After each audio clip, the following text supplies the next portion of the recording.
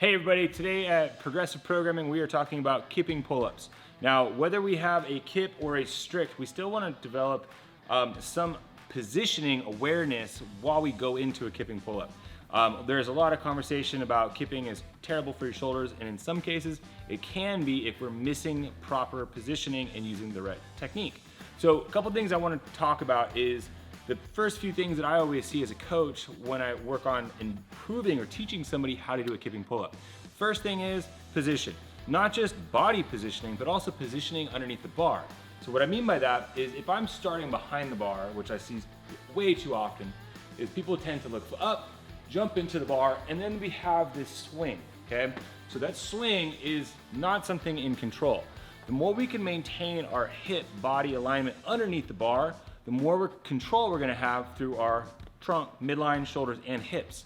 So what I like to do is start off, get our athlete standing directly underneath the bar, look straight up, so that way when you jump up, we're in a dead hang, but we're in an organized dead hang. Now, once you get into that organized dead hang, what's happening at the shoulders? What's happening at the hips? What's happening at our midline? So when I start off with that dead hang, we wanna make sure that we're creating our tension through our shoulders and our trunk. Now, this kip swing is something that we should be able to control and stop on a dime if we need to. If we have a hard time finding what to recruit, here's a couple little tips to work on some leverage so we have something to push against to find those shapes. So I'm gonna start off, I've got a bench just out in front. I'm gonna pull myself into a scat pull and push that hollow position. This is that end of our hollow. Then we gotta go into our arch hang.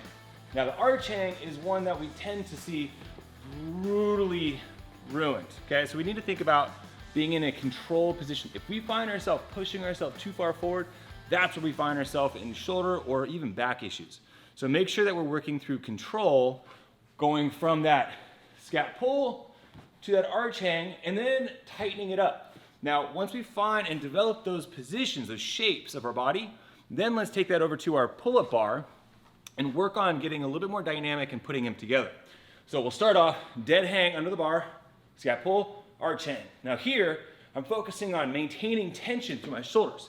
So I'm not just swinging, I'm trying to hold the end range at each position. Once we get a little bit more comfortable and familiar with that, if we don't have a strict pull-up to develop the actual pull, then let's take ourselves into a band assistance. Now, when we get into this, we gotta keep in mind, the band is there for assistance. We don't wanna rely on the band to do the work for us. So if we need to modify it to a thick band, grab a thick band, but make sure we're working chin over bar. If not, we can just work on just that kip swing position and develop the strength with some ring rows. But when we have the band, hook one foot up, hop up. I like to put the free leg over the top, so now I'm in a nice tight organized position. Scat pull, arch hang. Now when I go through these, find your rhythm and hit that pop at the top. Now remember, we gotta keep in mind the strength and the positioning of our shoulders is critical. So when we go into that back end of the swing, we're almost kind of doing somewhat of a row, okay? We are doing a pull-up, but we are going into somewhat of a horizontal pull.